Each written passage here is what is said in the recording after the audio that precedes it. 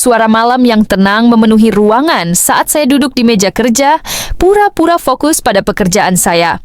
Rumah terasa lebih sunyi dari biasanya. Suara televisi di ruang tamu yang teredam kini mulai memudar, menandakan bahwa semua orang telah tidur. Adik tiriku, Emma, tidur di kamar sebelah kamarku, tetapi kami hampir tidak pernah berinteraksi, lebih dari sekadar sapaan sopan yang diharapkan. Saya meyakinkan diri sendiri bahwa itu lebih baik begitu, tidak rumit. Ayahku menikah lagi setahun yang lalu, membawa Emma dan ibunya ke dalam hidup kami. Sekilas, Emma terlihat dingin dan percaya diri dengan cara yang hampir mengganggu. Dia sangat berbeda dengan saudara perempuan yang pernah saya bayangkan ketika tumbuh dewasa, jika saya pernah membayangkan punya saudara perempuan sama sekali. Namun, ada sesuatu tentang keberadaannya yang selalu membuat saya tidak nyaman, seolah saya sedang diperiksa dengan cara yang sulit untuk saya jelaskan. Malam ini, saya berusaha mengalihkan perhatian dari perasaan tidak nyaman itu dengan headphone di telinga dan mata terfokus pada layar laptop. Namun suara pintu yang sedikit berderit menarik perhatian saya, mengalihkan fokus saya. Masih terjaga? Suaranya memecah keheningan, lembut namun mengandung nada yang tidak terucapkan. Saya menoleh dan di sana dia berdiri, bersandar santai, di ambang pintu dengan tangan disilangkan. Kaos longgar dan celana pendeknya terlihat terlalu santai untuk intensitas pandangannya yang tajam. Ya, tidak bisa tidur, jawabku, menjaga nada suara tetap netral. Dia melangkah masuk ke dalam ruangan tanpa menunggu undangan dan menutup pintu perlahan. Saya menegang, tetapi tidak mengatakan apa-apa. Ibu tidur seperti gergaji lagi, katanya dengan senyum setengah mengarah ke tempat tidurku, lalu duduk di ujungnya. Kukira aku akan nongkrong di sini sebentar kecuali kamu sibuk. Matanya melirik ke layar laptopku, lalu kembali ke arahku. Aku mengangkat bahu. Tidak juga. Udara di antara kami terasa tegang meski saya tidak tahu kenapa. Dia mengambil buku dari meja samping tempat tidur, membuka-buka tanpa tujuan. Saya bisa merasakan matanya yang mengamati saya, bahkan saat saya tidak memandang langsung padanya. "Kenapa kamu selalu di sini?" katanya tiba-tiba, suaranya penasaran. "Kamu nggak bosan?" Saya ragu sejenak, tidak tahu harus bagaimana menjawab. "Saya suka ruang saya," jawabku. Emma menoleh, bibirnya melengkung dengan senyum yang mengisyaratkan pemahaman. "Atau mungkin kamu cuma menghindari kami?" Kata-katanya menyentuh terlalu dekat dengan kenyataan, namun saya memaksakan tawa kecil. "Kan itu juga yang kamu lakukan sekarang," saya balas. Dia tertawa pelan dan meletakkan buku itu kembali. Poin yang adil. Ada jeda. Jenis jeda yang terasa disengaja. Dia sedikit bersandar, menopang tubuh dengan tangan. "Kamu nggak perlu begitu kaku di dekatku, tahu?" katanya setelah beberapa saat. "Aku nggak kaku," jawabku, meskipun nada suaraku memberikan kesan pertahanan yang tak sengaja saya tunjukkan. "Benar," katanya, memperpanjang kata itu seolah sedang menguji kesabaran saya. "Kamu benar-benar santai," saya berkata sambil sedikit memutar kursi untuk menghadapi dia, melipat tangan. "Apa yang kamu inginkan, Emma?" Senyumnya memudar sedikit, dan untuk sesaat dia terlihat hampir serius. "Tidak ada, cuma mencoba memahami kamu," jawabnya. "Kamu susah dimengerti." Tatapannya tetap mengunci mataku, dan kata-katanya terasa seperti kebenaran yang sulit diterima. "Semua orang di rumah ini menampilkan emosi mereka begitu jelas, tapi kamu menyembunyikan semuanya. Saya tidak tahu harus berkata apa." Dia memang benar, tapi terasa aneh mendengarnya darinya. Emma berdiri dan mulai berjalan perlahan ke arah jendela. "Pernah nggak merasa kamu nggak cocok di sini?" tanyanya. Pertanyaan itu membuat saya terkejut. "Terkadang," jawab saya, agak ragu. "Aku juga," katanya dengan suara pelan, hampir seperti berbicara pada dirinya sendiri. "Rasanya kita ini cuma figuran dalam cerita orang lain." Kata-katanya menggantung di udara, berat dan mengganggu. Sebentar saya merasa bingung apakah dia berusaha untuk terhubung denganku atau hanya mempermainkan perasaanku. Dia kembali berbalik menatap saya dengan ekspresi yang sulit dibaca. "Bagaimanapun, aku harusnya biarkan kamu kembali ke pekerjaanmu ya," katanya, suaranya datar. Sebelum saya sempat menjawab, dia berjalan menuju pintu, gerakannya lambat dan penuh pertimbangan. "Selamat malam," katanya dengan suara hampir berbisik. "Selamat malam," jawabku, suaraku hampir sama pelannya. Pintu tertutup di belakangnya, meninggalkanku sendiri sekali lagi.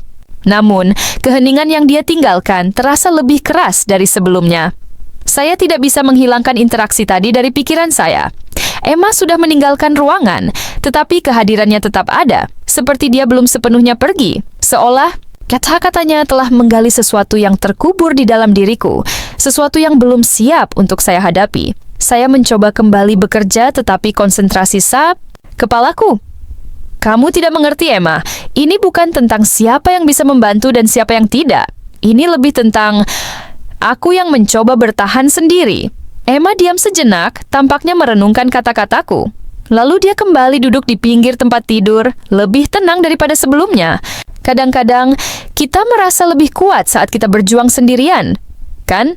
Katanya, matanya menatap ke arahku, penuh pengertian. Tapi kenyataannya, itu bisa sangat melelahkan. Aku menunduk, tidak tahu harus berkata apa. Perasaan yang biasanya aku pendam begitu lama kini terasa seperti beban yang sangat berat. Di hadapanku, Emma duduk dengan tenang, seolah mengamati setiap reaksi kecil yang aku buat. Aku merasa terperangkap dalam keheningan itu, perasaan yang begitu berbeda dengan apa yang aku rasakan sebelumnya. Kenapa kamu bertanya-tanya begitu banyak tentang aku?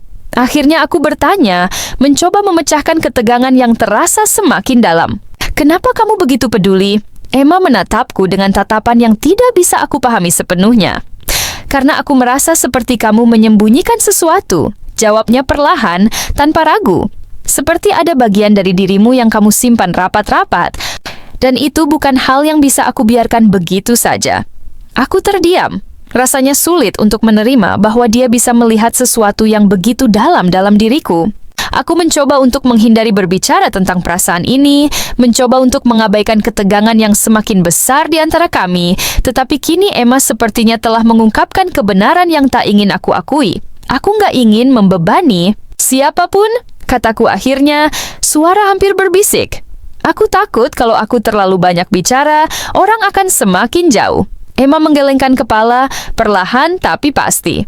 Kamu nggak akan membebani siapapun. Kami ada di sini untukmu, katanya dengan suara yang tegas meskipun ada kelembutan di dalamnya. Kamu nggak perlu takut kalau kita tidak bisa menangani itu. Kami bisa. Aku tidak tahu bagaimana harus meresponnya. Kata-kata Emma terdengar seperti kehangatan yang sudah lama tidak aku rasakan. Tetapi pada saat yang sama, aku merasa seperti terperangkap dalam sebuah dilema. Apakah benar bahwa berbagi perasaan bisa membuat beban itu lebih ringan? Ataukah itu hanya akan membuatnya semakin sulit? Tapi aku nggak tahu bagaimana, kataku dengan suara yang hampir tidak terdengar. Bagaimana? Caraku bisa membuka disi seperti itu. Emma tersenyum sedikit, dan meskipun senyum itu tampaknya sederhana, ada kedalaman dalam ekspresinya yang mengatakan bahwa dia mengerti lebih banyak daripada yang aku sadari. Kamu nggak perlu tahu semuanya sekarang, katanya dengan lembut. Semua butuh waktu, aku tahu itu sulit, tetapi sedikit-sedikit kamu akan merasa lebih baik. Aku hanya bisa menatapnya, merasakan ketegangan dalam diriku perlahan mulai mencair. Tidak, ini bukanlah sesuatu yang bisa aku selesaikan dalam satu malam. Tetapi, mungkin untuk pertama kalinya aku merasa seperti ada seseorang yang benar-benar peduli, seseorang yang siap mendengarkan tanpa menghakimi. Terima kasih, kataku akhirnya, dengan suara yang lebih tenang dari sebelumnya. Aku nggak tahu harus bilang apa, tapi terima kasih sudah ada di sini. Emma hanya mengangguk, matanya tetap memandangku dengan empati yang tulus. Tidak perlu terima kasih, jawabnya, suaranya sangat lembut. Aku hanya ingin kamu tahu bahwa kamu nggak sendirian. Keheningan kembali mengisi ruang di antara kami, tetapi kali ini, itu bukanlah keheningan yang membebani. Itu adalah keheningan yang membawa kedamaian, seolah-olah kami sedang beristirahat sejenak dari ketegangan yang sebelumnya begitu mencekam. Aku merasa lebih ringan, lebih terbuka, meskipun aku tahu masih ada banyak hal yang harus aku hadapi. Aku melirik ke arah jam di meja samping tempat tidur, melihat bahwa sudah cukup larut. Mungkin kita harus tidur, kataku dengan nada yang sedikit lebih santai. Emma mengangguk setuju, berdiri dari tempat tidur dan mulai berjalan menuju pintu. Tidurlah, kita bisa bicara lagi lain kali, katanya, suaranya penuh pengertian. Selamat malam ya. Selamat malam, jawabku dengan senyum yang lebih tulus daripada sebelumnya. Pintu tertutup dengan lembut, dan ruangan itu kembali sepi. Namun ada sesuatu yang berbeda kali ini. Meskipun keheningan itu sama seperti sebelumnya, ada sebuah rasa tenang yang melingkupi diriku. Aku tahu bahwa perjalanan ini masih panjang, tetapi sekarang aku merasa seperti ada seseorang yang berjalan bersamaku. Seseorang yang, meskipun tak selalu tampak jelas, selalu ada saat aku butuhnya.